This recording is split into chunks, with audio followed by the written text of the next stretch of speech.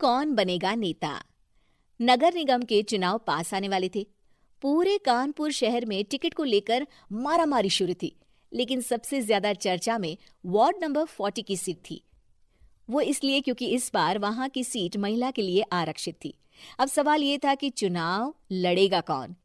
इससे पहले ठाकुर साहब वहां से पार्षद थे और इस बार उन्होंने अपनी पत्नी सीमा ठाकुर को टिकट दिलवाई और ठाकुर साहब की शान के कारण सीमा जी ने 20,000 वोटों से चुनाव जीत लिया। अरे बधाई हो सीमा भाभी, अब तो आप वार्ड की पार्षद बन गई हैं।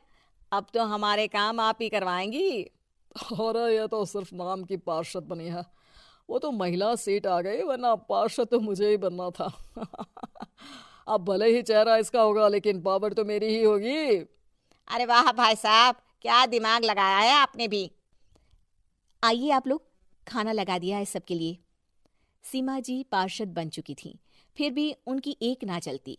सारे काम ठाकुर साहब खुद ही संभाल लेते और जहां जरूरत पड़ती वहां सीमा जी का अंगूठा लगवा लेते। सीमा जी ज्यादा पढ़ी लिखी भी नहीं थी। एक दिन ठाकुर साहब और सीमा एक प्रोग्राम में जाते हैं। अरे ठाकुर साहब, आप आ गए। ओहो, पार्षद मैडम भी आ गई हैं। स्वागत है आप दोनों का। लगता है हमारे पार्षद फंड का सही इस्तेमाल हो रहा है। चलिए अब उद्घाटन करते हैं। ये लीजिए ठाकुर साहब कैची, आप ही सबसे पहले प्रवेश कीजिए। सब लोग आगे निकल जाते हैं और सीमा जी पार्षद होने के बावजूद भी पीछे खड़ी रह जाती हैं। वो देखती हैं कि वेलकम बोर्ड पर उनका नाम है, लेकिन महिला होने के कारण कोई उनका सम्मान नहीं कर रहा। अगले दिन एक आदमी उनके घर आता है। अरे ठाकुर साहब नमस्कार। कल ना हम नोटिस किए कि हमारा घर तो अवैध है और नगर निगम वाले उसे तोड़ने आ रहे हैं। अरे कुछ कीजिए ना ठाकुर साहब। देखो भाई, मैं तो ज्यादा कुछ कर नहीं सकता, पर अगर तुम सबकी जेब गर्म कर दो तो कुछ हो सकता है। कुल मिलाकर 4 लाख लगेंगे। अरे 4 लाख ठाकुर साहब? अरे भाई, मैं अपने लिए नहीं मांग रहा हूँ। दरोगा है, इंजीनियर बाबू है, बड़े साहब है, सबको देना पड़ता है ना थोड़ा थोड़ा। बोलो है मंजूर? तभी वहां अचानक सीमा जी आ जाती हैं। अरे ये आप क्या कर रहे हैं? पहले इन्हीं लोगों से तो आपने वोट मांगे, अब इनसे ही पैसे ले रहे हो। अरे चुप रहो तुम, तुम्हारा काम है सिर्फ अंगूठा लगाना, तुम वही किया करो। मुझे दूसरे काम तुम मत सिखाओ, समझी? और तुम ना जाओ, अब पैसे लेकर आओ, वरना जेसीबी किसी भी वक्त आती होगी। सब कुछ ऐसे ही चलते रहता है। एक दिन सीमा जी और ठाकुर साहब को एक लोकल मीटिंग में बुलाया जाता है। वहां पर कई और अधिकारी लोग भी मौजूद रहते हैं। अब मैं चाहूंगा कि ठाकुर साहब हमारे बीच 2 शब्द कहें।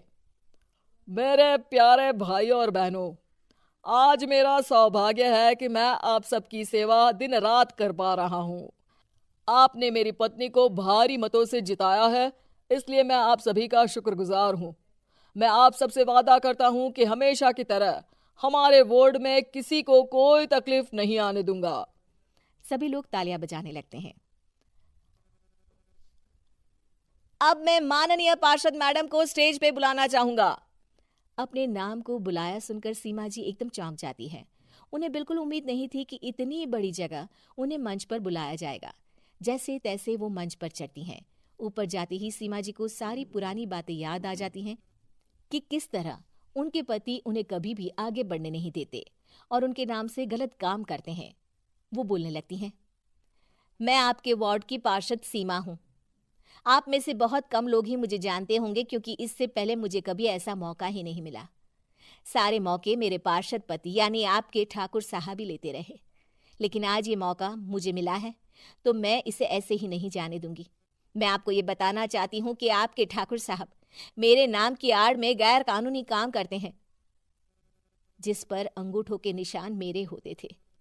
इसीलिए मैं अपनी गलती मानती हूँ और आज अपने पद से इस्तीफा देती हूँ, ताकि आगे से कोई गलत काम ना हो पाए। अब फैसला आप सबके हाथ में है कि आप हमें क्या सजा देना चाहते हैं। सीमा जी की बातें सुनकर ठाकुर साहब के चेहरे का रंग उड़ जाता है और वो शर्म से मुंह नीचा करके वहां से चले जाते हैं और पद से इस्तीफा देकर ही सही सीमा जी अपने आप में आत्मविश्वास महसूस करती हैं।